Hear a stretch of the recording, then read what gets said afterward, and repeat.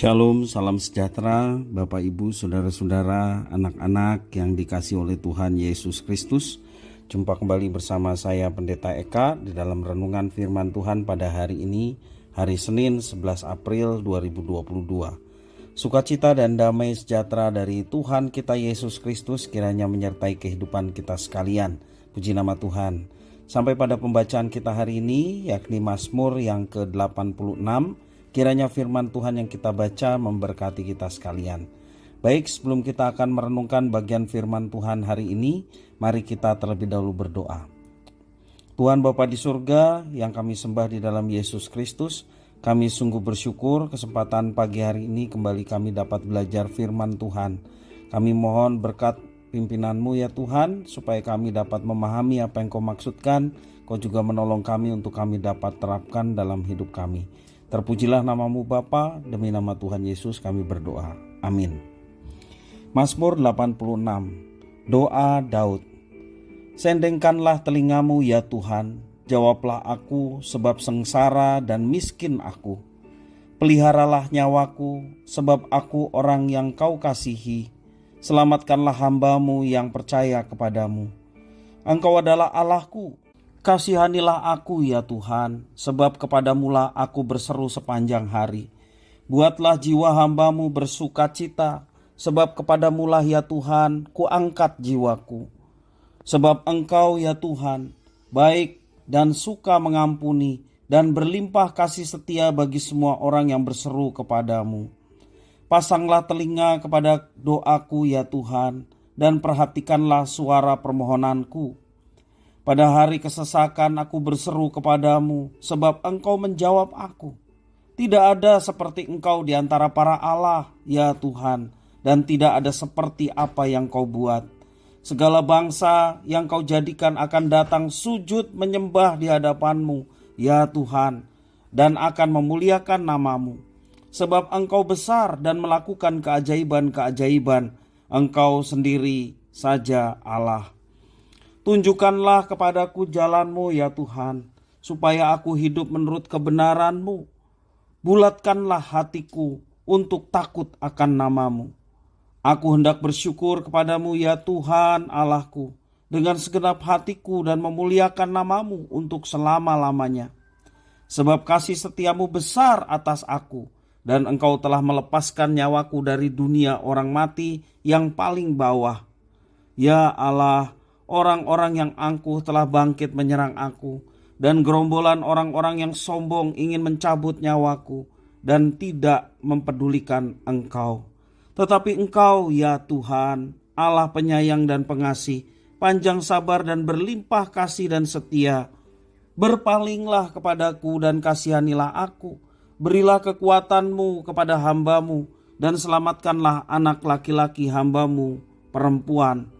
Lakukanlah kepadaku suatu tanda kebaikan, supaya orang-orang yang membenci aku melihat dengan malu bahwa Engkau, ya Tuhan, telah menolong dan menghiburkan aku. Bapak Ibu Saudara-saudara yang dikasihi oleh Tuhan, itulah doa permintaan tolong dari pemazmur Daud. Walaupun doa bukanlah diidentikan dengan meminta, tetapi kebanyakan dari kita pasti mengamini bahwa doa yang dipanjatkan hampir semua berisi permintaan dan juga permintaan pertolongan. Tidak ada salahnya, karena kalau tidak kepada Tuhan, kepada siapa lagi kita harus meminta pertolongan. Karena itu ada baiknya kita memahami dengan sungguh-sungguh mengapa kita meminta pertolongan kepada Tuhan Allah kita.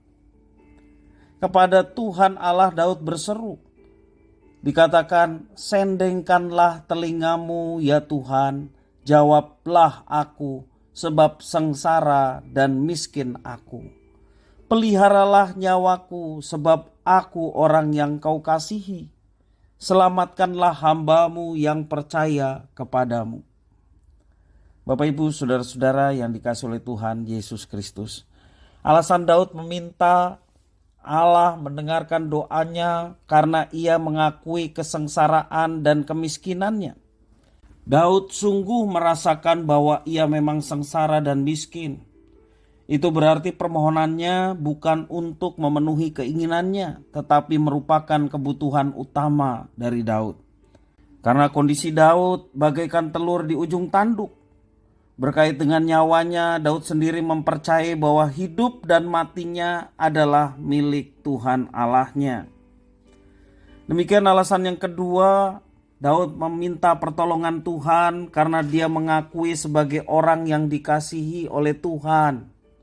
Daud tidak menyatakan diri sebagai orang yang mengasihi Tuhan. Dia menyadari bahwa dirinya dikasihi oleh Tuhan Allahnya. Banyak orang memohon kepada Tuhan Allah, bahkan menuntut Tuhan mengabulkannya karena merasa telah mengasihi Tuhan. Pada kenyataannya, ada perbedaan besar antara mengasihi dan dikasihi oleh Tuhan. Permohonan Daud berdasarkan pada kasih Tuhan Allah dan bukan kasihnya kepada Tuhan. Demikian alasan yang ketiga mengapa Daud meminta pertolongan Tuhan. Karena dia tahu bahwa Allah menjawab setiap permohonan Daud. Alasan yang begitu logis. Berseru karena percaya bahwa seruannya akan dijawab. Ini persoalan percaya kepada kepedulian Tuhan Allahnya. Itu berarti percaya kepada Tuhan telah menjawab sebelum kita mendoakan. Seperti yang tertulis dalam Efesus pasal yang ketiga ayat yang ke-20. Bapak Ibu Saudara-saudara, demikian alasan yang keempat mengapa Daud meminta pertolongan Tuhan. Dikatakan bait yang ke-8 mengatakan, tidak ada yang seperti Engkau di antara para Allah, ya Tuhan, dan tidak ada seperti apa yang Kau buat. Ini adalah pengakuan iman dari seorang Daud. Permohonan Daud ini berdasarkan pada pribadi Tuhan Allah yang disembahnya. Inilah pengalaman iman Daud. Karena itu Daud memohon pertolongan kepada Tuhan yang dia tahu bahwa Tuhan adalah Allah pencipta semesta termasuk yang berkuasa atas dirinya. Bapak Ibu Saudara-saudara, kalau pemazmur mengatakan pertolonganku datangnya dari Tuhan yang menciptakan langit dan bumi. Demikian juga kita sebagai orang percaya, andalan kita, pertolongan kita datangnya dari Tuhan. Jangan kita mengandalkan manusia. Demikian juga dengan kita mengandalkan kekuatan kita sendiri. Tetapi andalkanlah Dia dalam setiap kehidupan kita. Juga pada saat kita mengalami kesulitan, pada saat kita mengalami tantangan hidup, jangan kita menjadi kecil hati. Jangan kita menjadi putus asa. Jangan kita menjadi khawatir yang berlebihan. Sebab kekhawatiran dan ketakutan tidak akan mengubah apapun. Tetapi iman kepada Tuhan seperti Daud mengakui bahwa tidak ada yang seperti Engkau di antara para Allah, ya Tuhan. Dan tidak ada seperti apa yang Kau buat. Pengalaman iman Daud mengajak kita untuk senantiasa juga berpengalaman dengan Tuhan. Dan kita meyakini pertolongan Tuhan tepat pada waktunya. Bapak Ibu Saudara-saudara yang bermasalah, jangan kita kecil hati, jangan kita menjadi takut, menjadi khawatir. Kita andalkan Tuhan. Sebab pertolongan kita datangnya dari Tuhan. Kiranya Tuhan senantiasa terus menolong kehidupan kita, sehingga hidup kita boleh terus sesuai dengan rencana dan kehendak-Nya. Firman Tuhan memberkati kita sekalian. Mari kita berdoa. Tuhan Bapa di surga, kami bersyukur atas firman-Mu. Mampukan kami untuk dapat menerapkannya. Demi nama Tuhan Yesus Kristus kami berdoa. Haleluya. Amin.